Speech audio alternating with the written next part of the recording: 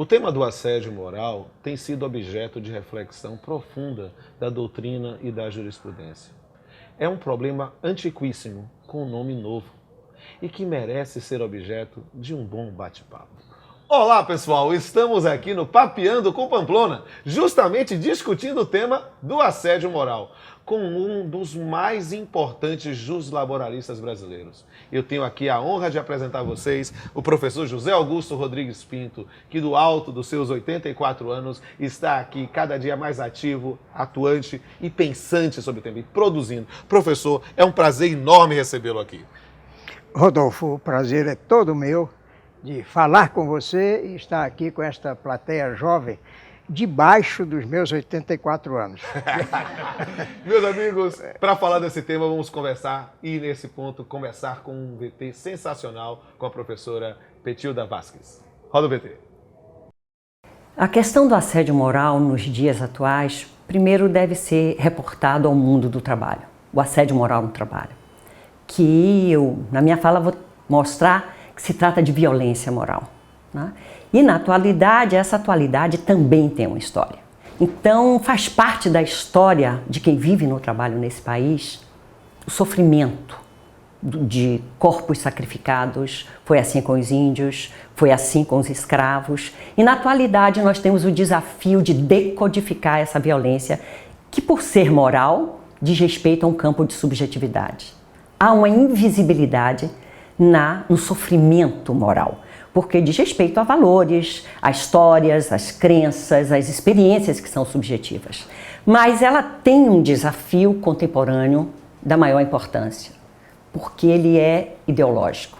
Faz parte de uma cultura do capitalismo flexível, do capitalismo pós-moderno, da era da qualidade total, onde não cabe erros, falhas, desperdícios, e que busca, né, a realização de uma cultura de competência que não respeita os corpos, não respeita a idade, não respeita a geração, não respeita lugar, não respeita a vocação, e que exige um padrão de eficiência que a pessoa acredita, né, que precisa ser viril o suficiente, tanto homens quanto mulheres, para responder às demandas que o capitalismo exige na atualidade. Olha, se estamos falando do ponto de vista da invisibilidade, né, é aquele mal-estar, é a experiência de constrangimento vivido, de maltrato no dia a dia, no trabalho, de humilhações, né? Da incapacidade de responder a uma demanda da empresa ou no Estado. Isso nós estamos falando em todas as instituições, especialmente se estivermos nos restringindo nessa discussão ao mundo do trabalho. Olha, a percepção, quando ela acontece, às vezes o sujeito já está doente, porque se banalizou esse processo de trabalho competitivo, solitário, egoísta, de metas, de passar por cima do outro para mostrar que eu sou melhor do que o outro. Quando aparece, o sujeito tenta esconder dele esse sofrimento, né? Então, porque não pode mostrar fragilidade, ele não pode ser fraco, né? E é muito ruim quando percebe esse sofrimento já sob a forma de adoecimento na ordem do insuportável, sob a forma de depressão, sob a forma de uma gastrite, sob a forma de alcoolismo, sob a forma de disfunção familiar, né? Disfunção mesmo sexual, porque o sujeito está esgotado. Chega de uma jornada de trabalho esgotada. Ele não tem mais afeto para dar aos filhos, ele não tem afeto para relaxar, para se dedicar à esposa. Ele quer ficar quieto, parado, anestesiado, ou em frente a uma televisão, ou mediante uma garrafa de cerveja. Então, esse é um mal-estar, não é banal o que a gente está discutindo. Nós estamos discutindo uma forma totalitária de cultura cuja experiência do trabalho violenta corpo, sentimentos, desejos e histórias de pessoas. Depois de ver esse VT interessantíssimo sobre o assédio moral, sobre noções gerais, ideológicas, conceituais sobre assédio moral, eu quero perguntar para o senhor, professor, o que o senhor entende por assédio moral? Quais são as expressões, qual é a origem da expressão, qual é a ideia? Porque todo mundo fala na prática sobre assédio moral, mas ninguém define tão bem o que é que ele é. O que é que o senhor acha? Bom, para nós definirmos o assédio moral, nós temos que partir do substantivo assédio. O assédio é tão velho quanto a civilização, porque ele é da natureza humana. É o instinto selvagem do homem de subjugar o seu próximo. Isso está na nossa natureza. De maneira que o assédio vem de uma expressão de uso militar na antiguidade, ad cedere, sentar diante de, isto é, cercar as cidades para conquistar os povos. Então, este é o sentido de assédio: cerco, importunação, aborrecimento. Agora, foi preciso a confluência de duas revoluções, uma política inspirada no iluminismo, outra tecnológica inspirada na máquina, para acrescentar ao substantivo o qualificativo moral. E então nós chegamos ao assédio moral, que é a pressão psicológica de alguém sobre outrem, destinada à obtenção da vantagem da dominação mediante a subjugação da dignidade do interlocutor. Perfeito, professor. E quais seriam as causas deste fenômeno, dessa chaga social, dessa patologia? A causa do assédio moral está na sua origem. Quer dizer, este impulso humano de dominação do próximo, né? Agora, com o desenvolvimento posterior, ou seguinte, à Revolução Tecnológica, que chamam de Revolução Industrial, o assédio moral ganhou uma conotação moderna. Inclusive, o iluminismo, por sua vez, trouxe ao direito as sucessivas gerações de direitos fundamentais, que elevaram a curiosidade pelo simples assédio ao nível do estudo do assédio moral. Essa discussão sobre o assédio é importantíssima, professor. E por quê? Porque, na verdade, essa delimitação conceitual, essa busca de uma precisão, né, na sua definição, é importante porque muitas vezes nós usamos outras expressões, falamos de assédio moral, mas falamos de bullying, falamos de mobbing, falamos de terrorismo psicológico, há várias situações correlatas. E por isso, dentro dessa grande caldo, né, dessa grande caldeirão de expressões, eu queria que o senhor me esclarecesse também quais seriam as principais modalidades do assédio moral, seja quanto ao sujeito, seja a própria dinâmica do exercício.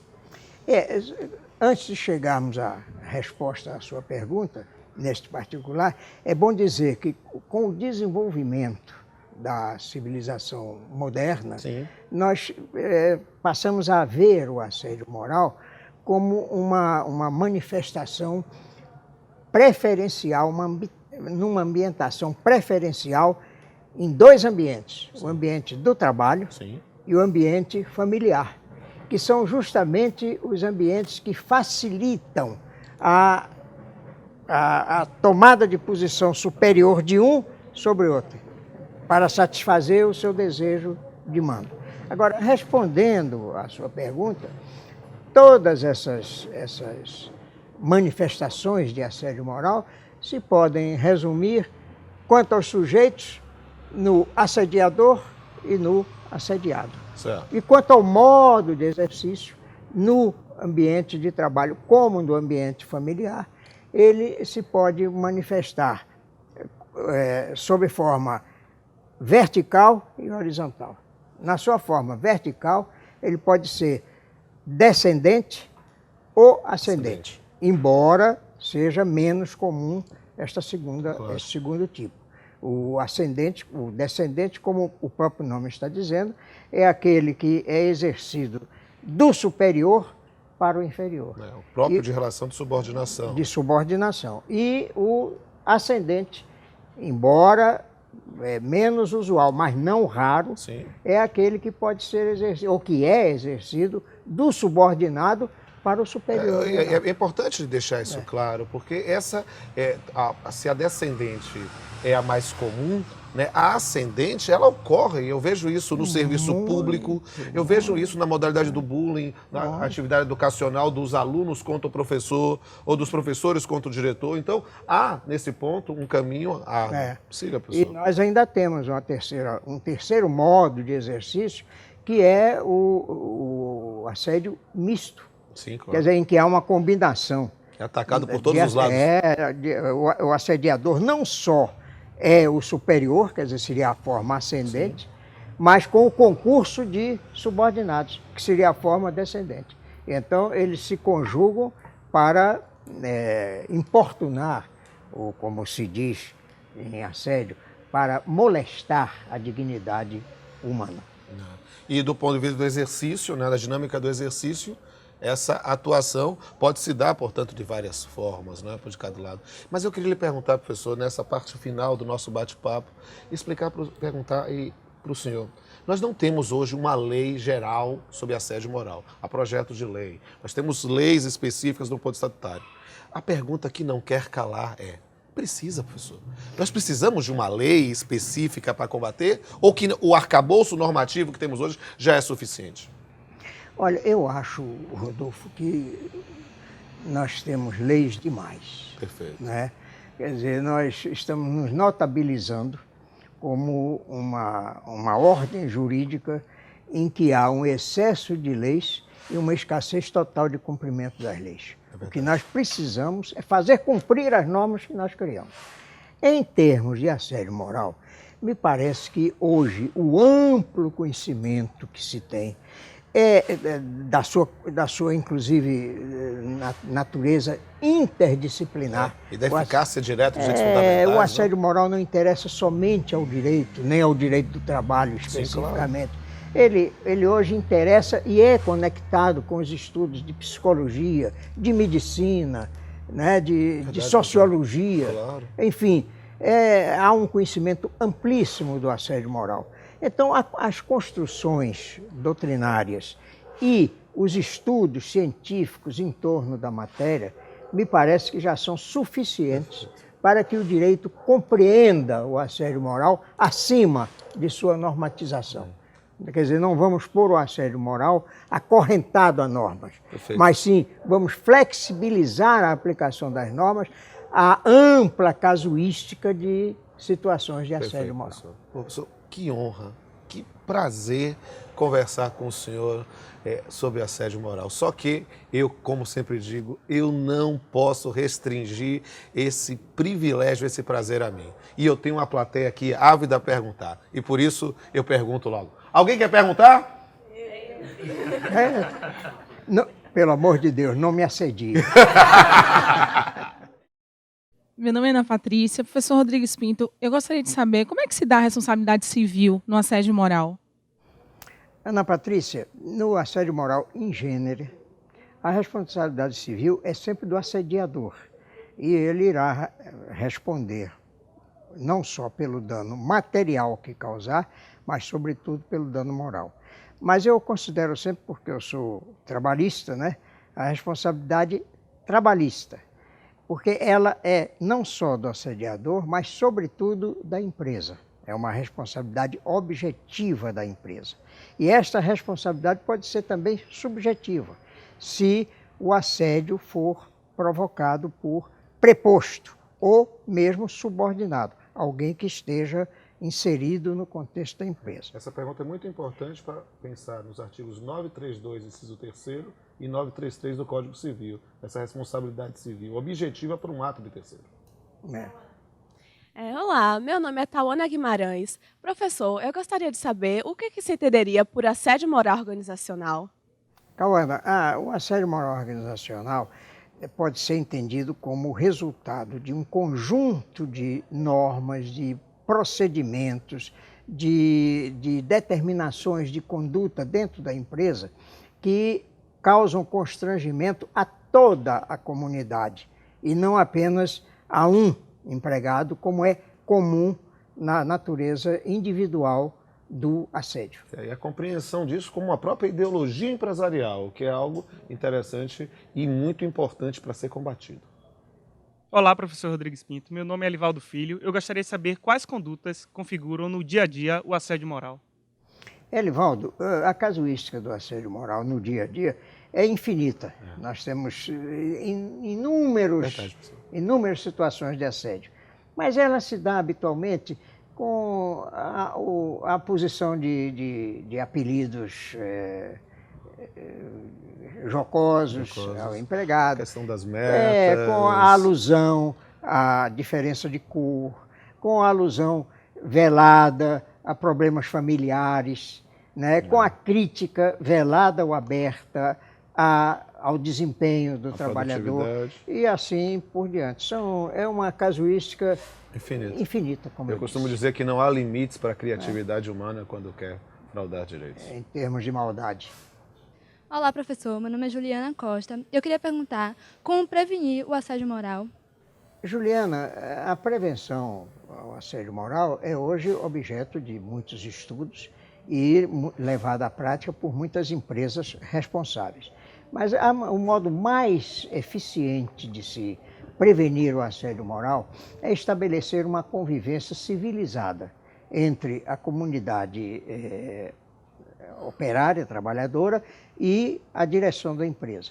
Então, a organização de comissões internas para estudo de situações, a promoção pela empresa de reuniões periódicas para discussão de modos de conduzir o trabalho, de modos de se estabelecer a relação entre subordinados prepostos e empregador, são algumas das fórmulas mais utilizadas com eficiência para a prevenção do assédio. Em um bordão, educação para conscientização é a solução.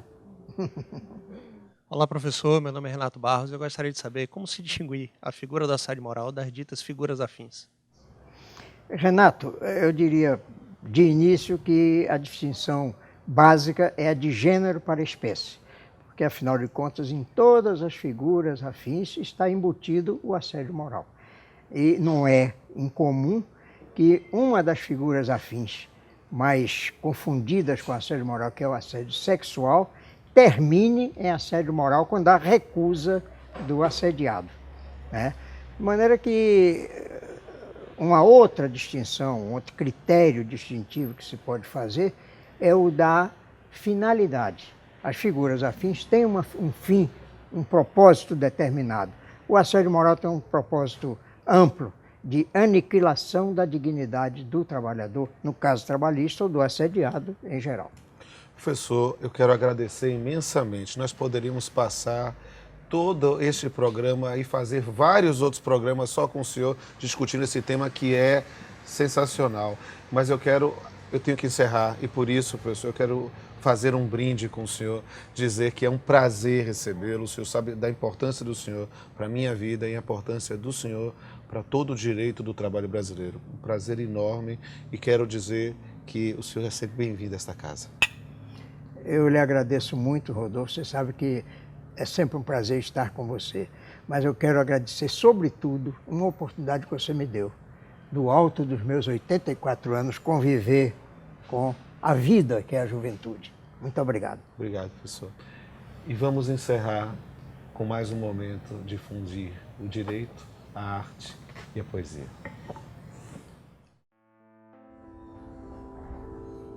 SPP. Há poucas coisas tão irritantes quanto a arrogância do pequeno conhecimento. O indivíduo não abriu ainda seus horizontes, talvez nunca os abra, mas acha que sabe o suficiente para ensinar tudo à humanidade. Talvez seja como um pai, tão convicto de suas tolices que achava relevante transmiti-las. Talvez seja como uma mãe, tão convicta de suas mentiras que achava normal reproduzi-las. E quando criaturas assim assumem posição de relativo destaque, não ensejam um fenômeno particular. É a SPP, Síndrome do Pequeno Poder, em que qualquer coisa é motivo para manifestar a sua prepotência. Nada está certo para eles, nada presta para eles. O que seria um pequeno erro com eles transforma-se em um drama, comparável a uma tragédia urbana ou um novo ataque de Osama. Só existe um jeito certo de fazer as suas coisas, o seu jeito. Só a graça em suas próprias piadas, só a inteligência em seus comentários, só a lógica em seus métodos, só ele e nada mais. Tentar dialogar é inútil. Sua opinião será ignorada. Tentar reagir é contraproducente. Você será tratado como um inimigo que deve ser esmagado como um inseto na sola dos seus sapatos. Por isso, desista. Não há salvação para esse tipo de monstro, pois a burrice tem limites, mas a estupidez é infinita. Até a próxima.